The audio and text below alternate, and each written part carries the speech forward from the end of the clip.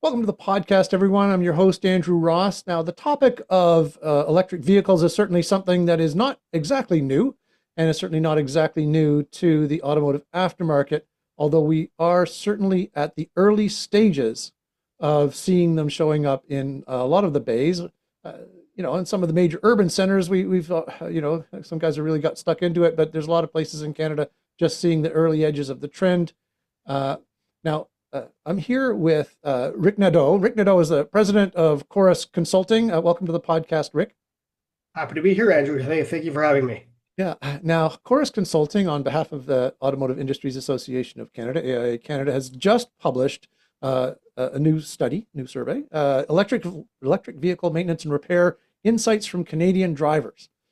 So I've got Rick on to talk about that, and before anybody turns off, there is some real wake up call stuff here that I think is really important.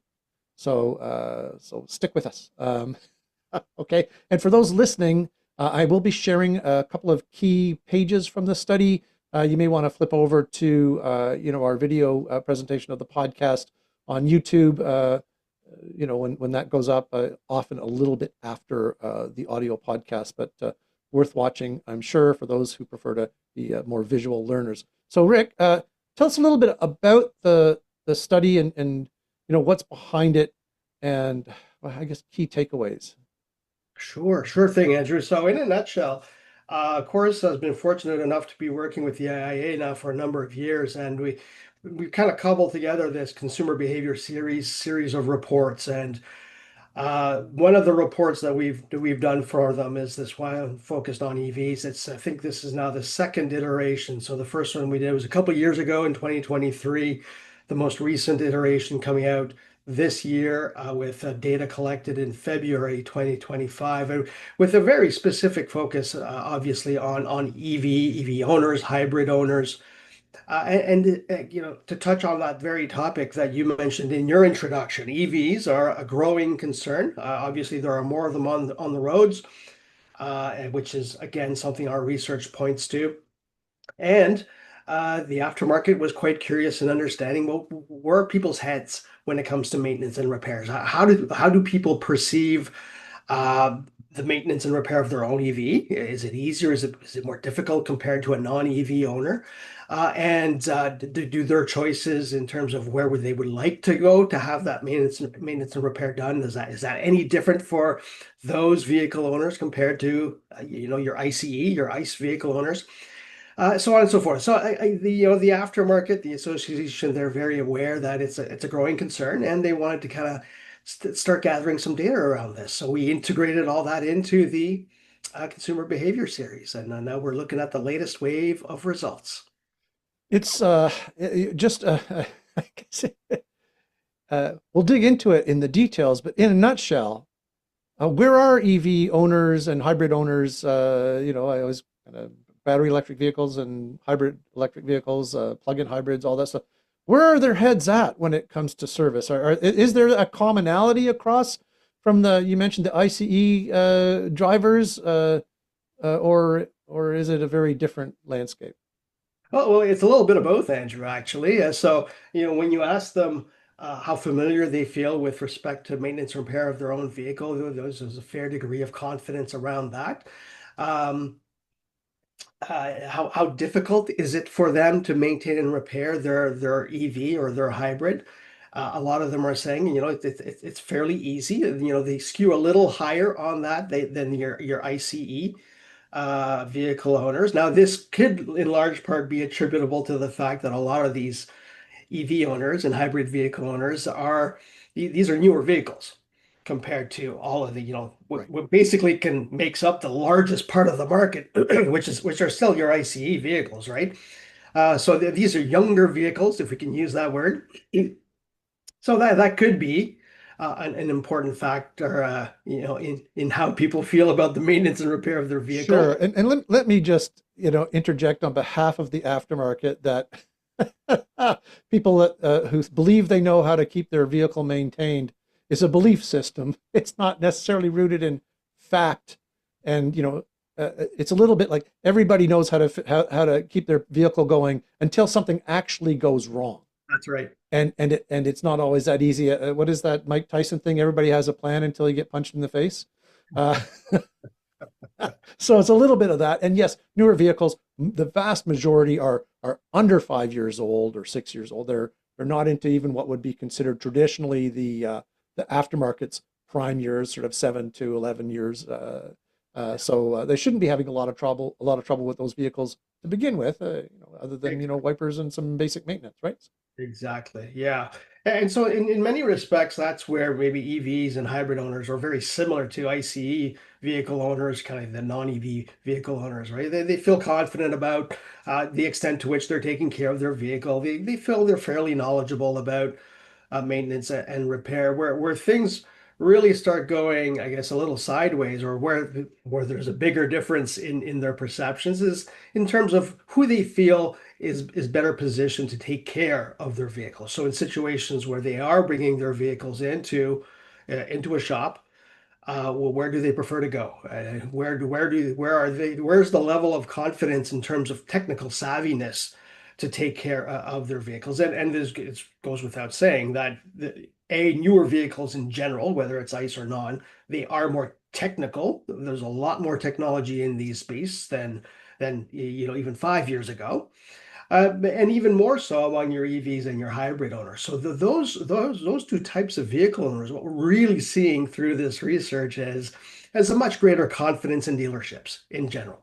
Even those who are non-EV owners believe that dealerships are in many ways more in a better position, technically speaking, to look after EV vehicles. Right, right. So this is where I'm for those who are uh, watching through the video or are listening and would like to go, I'm sharing a page for video right now, looking at the executive summary on some of these things that we're talking about now, and uh,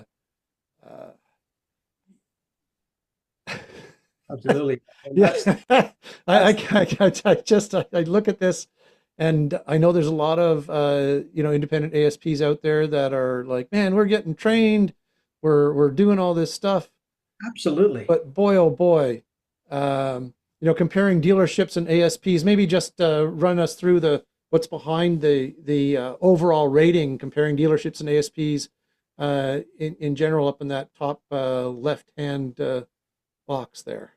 Yeah, so I mean, this is it's such a rich study. We go into so many details, Andrew, and we're able to kind of cover off all these different angles. And we an important part of this is doing a head-to-head in terms of perceptions, just overall performance.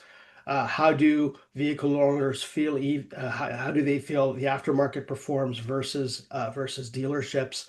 And there you can clearly see that EV owners clearly overall are sensing that, and this is just the overall rating. It's not even getting into the minutia of technical savviness or value for money, which is also featured on this slide. Just overall, there's a sense there that almost to the tune of 2 to 1, more than 2 to 1, EV owners are feeling that dealerships are performing better than the aftermarket. And that's the same singing from this almost the same song sheet are your hybrid owners. And then the kind of the things are a little bit more balanced, if you will, for non-EV owners, which is historically we've been doing this research for now 4 or 5 waves now, and that's the more traditional view, if you will, from non-EV owners. It's a little bit more balanced. It's about a third of the market who feel dealerships outperform, a third of the market who feel the aftermarket outperforms, and the remaining third feel they gotta perform equally.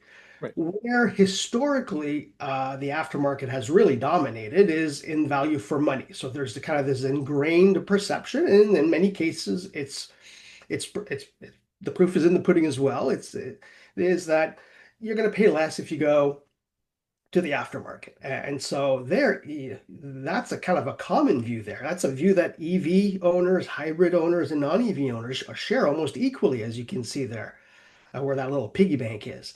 But at the end of the day, value for money, it doesn't matter especially for EV and hybrid owners. What matters is technical savviness, and that's really where the aftermarket is losing the race. You can see there lower left-hand corner, 66% of EV owners feel that the dealerships outperform the aftermarket, compared to 15% who feel the opposite, that the aftermarket outperforms dealerships.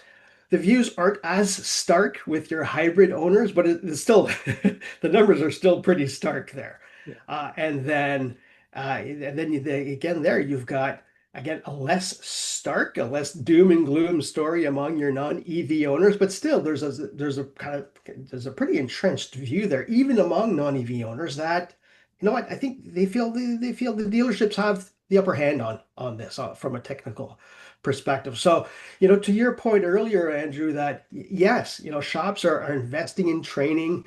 Their techs are getting trained. They're coming out of school as well with a lot of this knowledge. But there's a lot of ongoing training that happens, as you know, and they know that. Now the next hurdle, and it's a big one, is educating the marketplace. Helping the vehicle owners, for all the way from EV owners to non-EV owners, that you know what, we're on top of this. We've got this. So that's certainly one of the key findings coming out of this research, Andrew. And yes, it is. I mean, you use the word wake up call. Uh, maybe shop owners, I don't know, I can't speak for them. Maybe shop owners are aware that there is this kind of this parity in perception in the marketplace. But for those who feel they're in the race, well, this research certainly suggests that there's a different story being painted out there. Well, that's it. And again, to be clear, this is the perceptions of of Canadian drivers, which may or may not match up with personal experience in a market. One of the areas that the aftermarket has often fallen short on is in the aggregate number. Everybody has a shop that they really like, but then they might not really trust or feel that comfortable with other shops. Mhm. Why do you use your shop? Well, my shop's good, not like the other guys here, or that kind of sentiment. So there's always that at play, but this is still, I struggle to paint this as a good news. Well, the silver lining, Andrew, as I see it, and you'll recall my comment earlier, but a lot of these EV and hybrid vehicle owners these are young vehicles, which we know in the first 5 years, or whenever they're under warranty, they're going to the dealership for the most part. That's not a surprise. Everybody knows that. So now, I guess really some of this might adjust itself, right? Naturally, as warranties expire and individual vehicle owners start looking at the aftermarket as something that they've been doing probably with the other vehicle that they own. A lot of these EV owners own a second vehicle. Well, the chances are pretty good they're probably going to the aftermarket for some stuff, maybe to the dealership for other stuff, maybe exclusively aftermarket. But we know that really kicks in after the warranty expires. That's a proven statistic, and that's again should come as no surprise to anybody who's familiar with the aftermarket. So, some of this will auto-correct, as I say. The market will kind of take care of itself, but But I don't know to what tune, right? To what extent? I don't know that it'll completely flip these statistics, in 5 years from now when these EVs are 10 years old. right, right. And for somebody kind of sitting here looking at it now and taking in what you're saying, what it does say to me, and there's some other numbers here up on the screen for the YouTube viewers and whatnot too, is that are you aware of your local ASPs can service the EVs and hybrids? So there's a big awareness picture there to build, but also seems like the onus, as it is with every customer, especially ones driving just off warranty or newer vehicles, regardless of the technology under the hood or whatever, uh, to show that confidence at the shop level and to give them that experience that says, "Oh yeah, no, we got you," you know. Yeah. And it's a game of the one at a time as well, right? There are so many opportunities for consumer education that are flagged in this report. I mean, the one that you have up on the screen is one of many. It is certainly one of the more important ones, admittedly. And there are other kind of things that we explored in the research, such as the quality of OEM parts versus aftermarket parts, the length of warranties, the way that techs and service advisors get paid in dealerships. There are a variety of kind of these kind of subtleties in the marketplace that if the vehicle owner becomes more aware of these things, they become a little more interested in going to the aftermarket. But that being said, that one that you flagged there on that slide, you've got two-thirds of those who are going to dealerships exclusively, two-thirds who aren't even aware of whether there are some aftermarket shops in their area that actually service EVs. If they're not aware, that is guaranteed they're not going to go. Because if Right, right. you're not aware of something, well, you're certainly not going to buy it. Sure. And, one of the related things that's maybe, overstepping the scope of the survey, but I've certainly had conversations with folks at AIA Canada and elsewhere in the industry that one of the issues that flows from this perception of lack of local service competency for EVs is that it does hurt the penetration of that technology into the population. Hmm. People say, well, I don't want to buy an EV if I'm living in an outlying area, and the only person who can fix it is the dealership, who is 3.5 or 4 hours away. Yeah.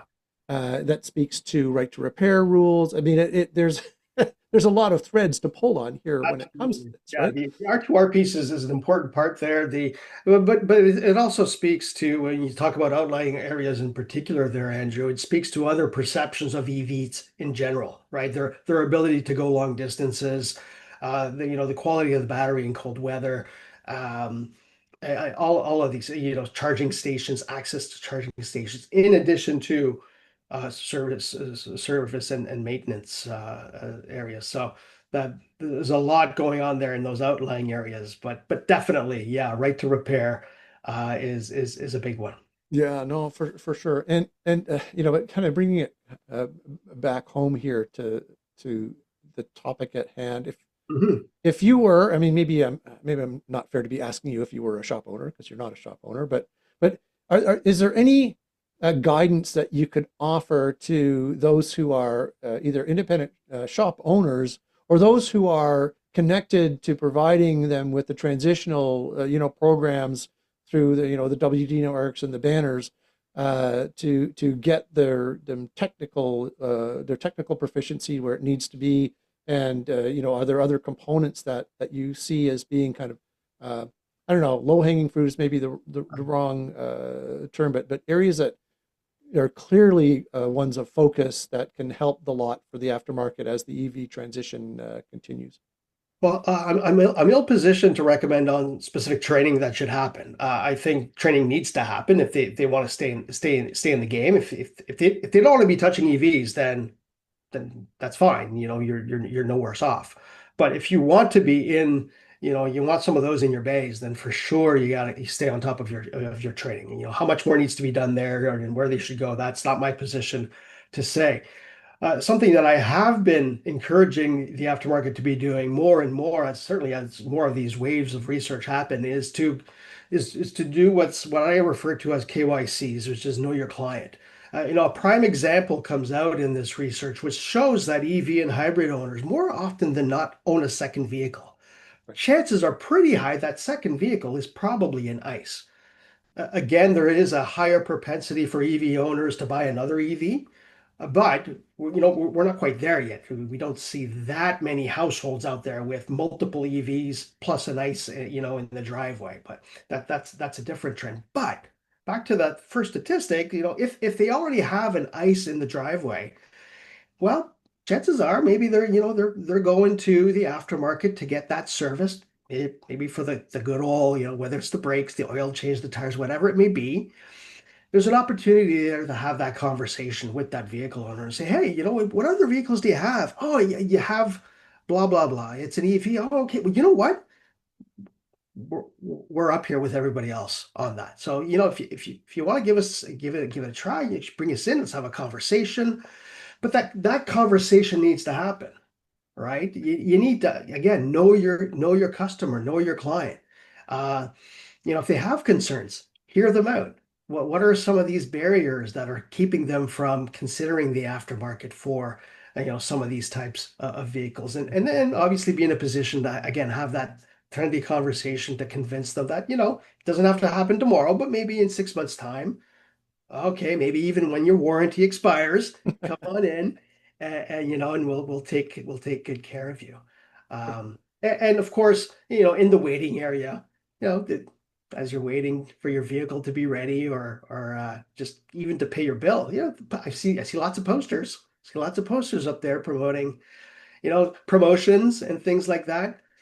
EV owners don't care about, they're not going to care about a windshield wiper promotion. That's not what's going to get them through the door, right? Right. They care about technical competence. Right. So there's got to be a way there to further communicate this, all of this investment that's being made by the aftermarket in this training. Yeah. No, I Those, mean, would- I those would I be the can low see. hanging fruit.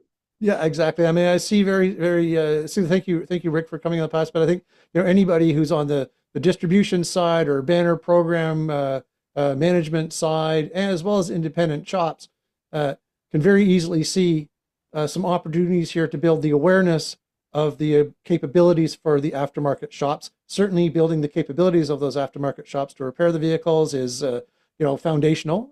It is ongoing. It is a big job. It's going to take a long time to get lots and lots of shops ready, but individual shops in areas where there are EVs are already doing it, and getting them as many supports as they can will not only help the independent shops to convince uh, uh, car owners that they may be fixing their ICE vehicles, but are, that have not been heretofore been fixing their EVs, but also to get the word out to build the overall impression of the Canadian driving public that the aftermarket is a place to go with your EV. And vehicle owners talk to other vehicle owners, right, Andrew? Word of mouth is big. Our research shows that as well. So, if my neighbor goes in with their EV and gets it repaired in an aftermarket shop, and I have an EV, I go, hey, where'd you go? They're going to say, and it is way up there in terms of how a vehicle owner will choose which shop they will use. It's recommendation. They're talking to friends, they're talking to family. So again, a little bit of that can be self-fulfilling, right? Perfect, perfect. All right. Well, still work to do, but definitely opportunities, down the road for the aftermarket. Rick Nadeau from Chorus Consulting, thank you so much for coming on the podcast. Super interesting area, super big opportunities for the aftermarket to build its awareness with the consumer when it comes to repairing EVs. Thanks everyone for listening. Stay tuned. Follow the podcast or subscribe, whatever the platform asks you to do. And we'll catch you next time on the Great Canadian Aftermarket Podcast.